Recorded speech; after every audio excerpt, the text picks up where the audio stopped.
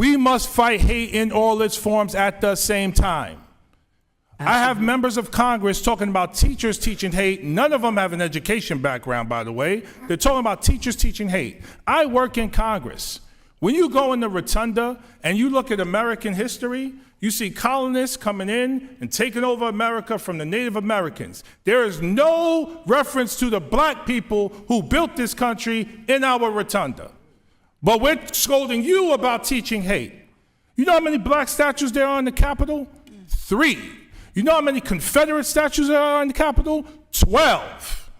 I work in an institution that teaches hate, and with our policy. Yet we're scolding you as educators who have been doing the statutory hall, thank you.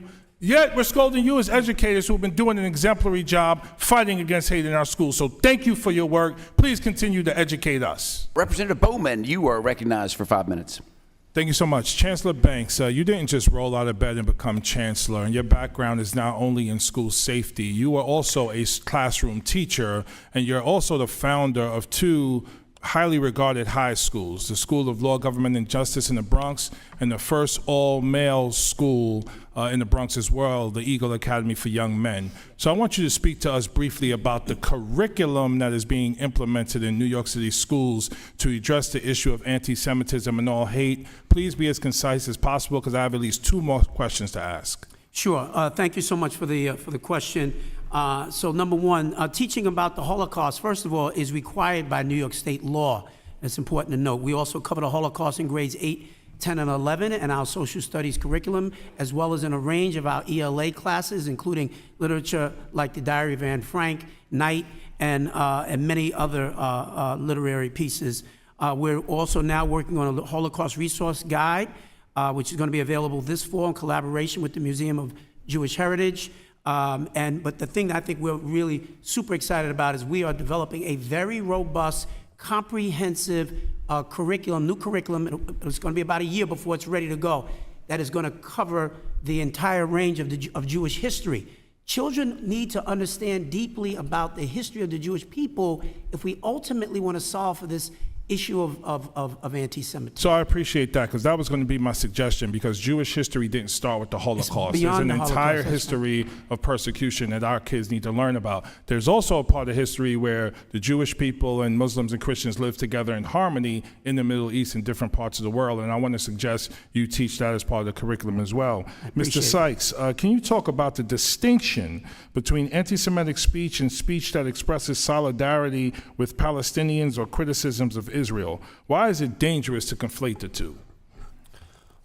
Thank you. The ACLU has spoken out against the Anti-Semitism Awareness Act, not because we have any problem with anti-Semitism awareness, obviously, but because it incorporated a definition of anti-Semitism that includes criticism of Israel. And just as it is totally legitimate to criticize the U.S. government or U.S. government officials without necessarily casting aspersions on any particular individual, the government of Israel is certainly subject to criticism just like all others. Where that goes into ethnic-based hatred or targeting of particular individuals, obviously schools and communities can and should respond. But the right to dissent against our government and against others is core to free speech. Thank you so much. And I just have a closing comment to make. Thank you all for being here, and thank you for your testimony, and thank you for your clarity around when you identify anti-Semitism, you respond swiftly and decisively, because it needs to be condemned and it needs to be handled accordingly. So I appreciate you all for being here and sharing that with us. What I'm going to ask of you, because I've been very disturbed by some of the language that has come from the other side of the aisle, language around teaching hate. Our teachers in our schools are not teaching hate, the majority of them. When I say majority, I mean 99.9%. I'm a former educator in New York City schools. I have never seen that. Teachers make mistakes, and teachers need to be educated and disciplined when necessary when they do make those mistakes. Yes or no question, just going down the line, starting with Mr. Banks. Yes. Can we fight against anti-Semitism and other forms of hate simultaneously? Yes or no? Not only can we must. Okay. Yes. Yes. Of course. Yes. So it's really important because there's also been reports in the rise in Islamophobia in New York City schools and across the country. Do you all agree with that, yes or no? Yes. Yes. Yes. Yes. Yes. Does sexism still exist in our society? Absolutely. Yes. Of course. Yes. Does anti-black racism still exist in our society? Absolutely. Yes.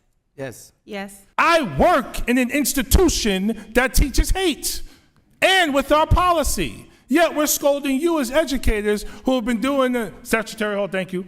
Yet we're scolding you as educators who have been doing an exemplary job fighting against hate in our schools. So thank you for your work. Please continue to educate us.